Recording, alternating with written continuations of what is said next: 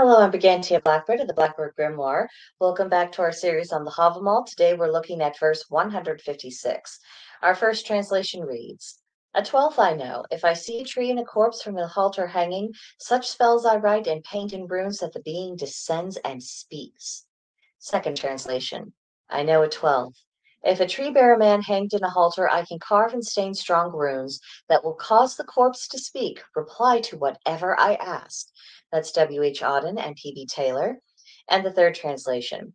For the twelfth I know, if on a tree I see a corpse swinging from a halter, I can so grave and in runes depict that the man shall walk and with me converse. Vikinger.org. So spooky because we are speaking with the dead.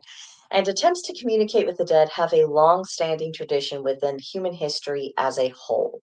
And the thought is that upon shedding the mortal coil and entering the spirit realm, that the dead are provided with a broader perspective and greater knowledge than is afforded to the living.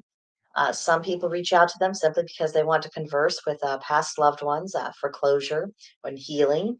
Others have made professions out of conducting paranormal investigations in an attempt to either substantiate or debunk alleged hauntings, solve mysteries that are associated with particular deceased people, and to gain insight on just how the spirit realm might work, because we have a lot of questions, a lot more questions than answers.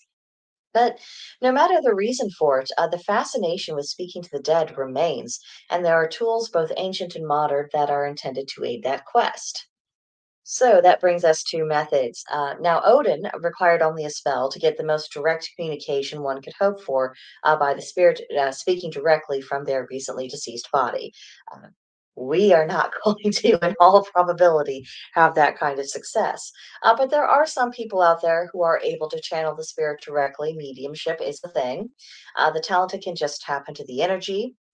The more melodramatic amongst us may wish to hold a seance, but caution is required in any form of channeling. So don't just go out here, research how to do it, and then just jump right in. You need to think about it a lot more thoughtfully, and you need to know how to protect yourself as well. So definitely look a long time before you leap into that. And now we also have modern gadgets and gizmos that we see frequently on ghost hunting videos.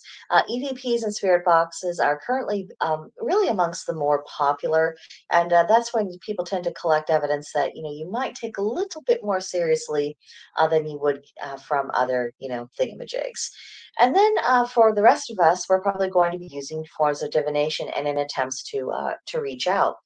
This can be done through tarot spreads, casting the runes, Ogham, even reading the tea leaves, using pendulums, for yes, no, and everything else. Some people will insist on using Ouija boards, but that is not recommended. It is very difficult to really confirm if you do make contact that you are speaking to who they claim you are speaking to. And of course, you can ask all sorts of questions, but it doesn't mean that the spirit you contacted, even if it is, benevolent, that it's in a position to know or the answer to what you're asking. So don't recommend that. It's just a little bit too up close and personal, and I think that there's a lot to be said for having protection methods very much in place and entrenched, to go in there with very cleansed energy, with shields up, and just to be a bit more careful with this sort of thing. Keep the encounter a little bit more at arm's length until you really know what you're doing, especially if you're not practicing the craft. I don't know how many people mess with these tools that they know nothing about.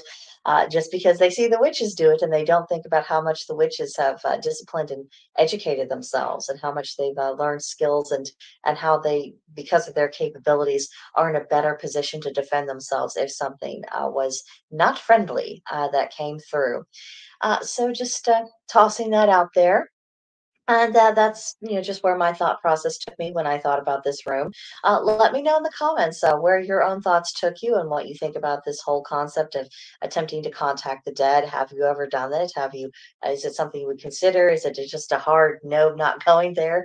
I will let the dead rest in peace. Just where are you at with that? Let me know, and of course, I will see you guys in the next video. Bye for now.